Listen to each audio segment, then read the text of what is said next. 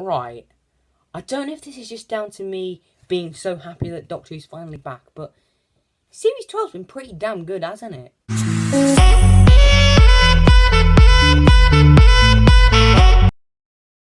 Like, genuinely, I am shocked as to how much I quite enjoyed this series. It wasn't the best series ever, but it wasn't the worst. And I actually found myself really enjoying this series.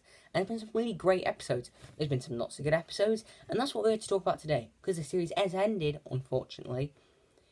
I'm going to be ranking every episode from this season from worst to best. So, a couple of things before we get started. One, I'm going to split the two-parters up this time. So, Spyfall Part 1 and 2 will be separated.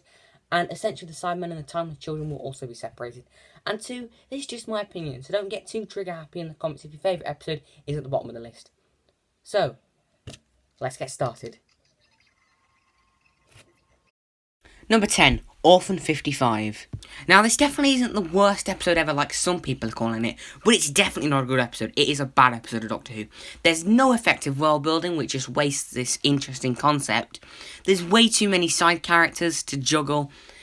There's some of the CGI when the dregs are in hordes just looks atrocious, and the climate change speech at the end is just way too tacked on and just feels disingenuous. I'll give it this though, the direction's quite good. Number 9, Praxeus. Quite possibly the most average episode of Doctor Who I've ever seen. Although it does have a quite good scale, nice concept, and it looks gorgeous, it was just dull. Pretty one-note characters, and the climate change allegory just feels repetitive now. Number 8, Nikola Tesla's Night of Terror. Now this episode isn't bad as such, but it's just a bit forgettable. I mean, the direction's quite good, it's got some cool monsters, some great set pieces and acting, but it doesn't really take advantage of some of the historical context that you get around Nikola Tesla, so I would have liked to see more of that. It was enjoyable, but just a bit forgettable. Number 7, Spyfall Part 2. Now, I don't mind this episode. The Doctor and the Master's scenes are incredible. The setting of Paris 1943, World War II, really great setting, and the reveal of Gallifrey at the end was great, but it is very derivative of all the stories that have come before, and the resolution was really poor considering they had 2 episodes to play with, and it was really rushed. Number 6, Ascension of the Cybermen. Now this was a very effective setup for the finale. It was action-packed, explosive, very space opera Star Warsy.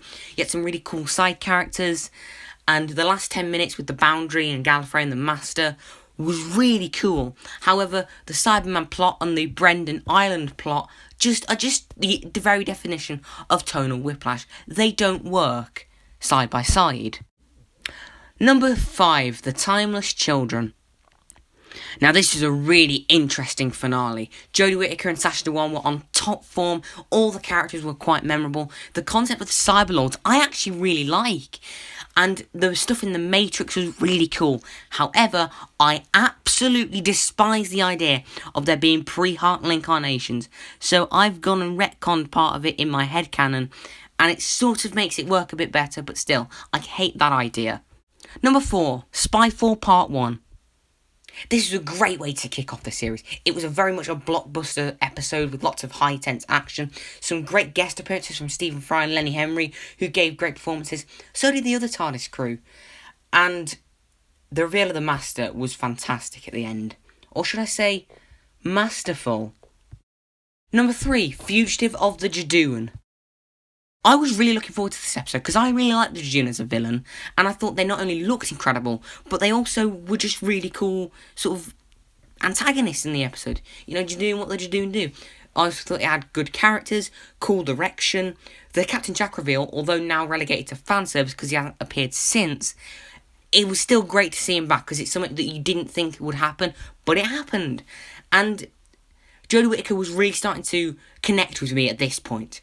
But then we get the reveal of the Ruth Doctor. Although the finale has left some plot holes about where this Doctor fits in, I still think Jo Martin did an incredible job as the Doctor, and she was honestly better in those 15 minutes than Jodie Whittaker was in Series 11. Number 2, The Haunting of Villa Diodati. Inspired loosely by the 8th Doctor Big Finish story, The Silver Turk, this explores the night that inspired Mary Shelley to create Frankenstein. And it's stuff like this, which things like the Tesla episode were missing, things that take advantage of the historical context. Ashad the Lone Cyberman was fantastic. The gothic setting, the direction, it was so good. Although it was a little bit of a slow burner, when it gets going, and it is a fantastic portrayal of the Cybermen. Number 1, Can You Hear Me? I seem to be in the minority of people who love this episode, but for me it just seemed to strike a different chord. I love it when cosmic sci-fi and gothic horror are mixed together, and this was such an engaging concept. The character drama near the beginning of the episode was really fun. It didn't really use the series arc as a crutch. Jodie's performance was great. Zelin was an incredible villain. It looks incredible, and the mental health allegory was very cleverly done, in my opinion, and it found the right balance between being preachy and subtle, and I think it worked perfectly. So how would you rank these episodes? Let me know in the comments below. Don't forget to like, subscribe, comment, all that good stuff, and this Clack of the Geek signing out.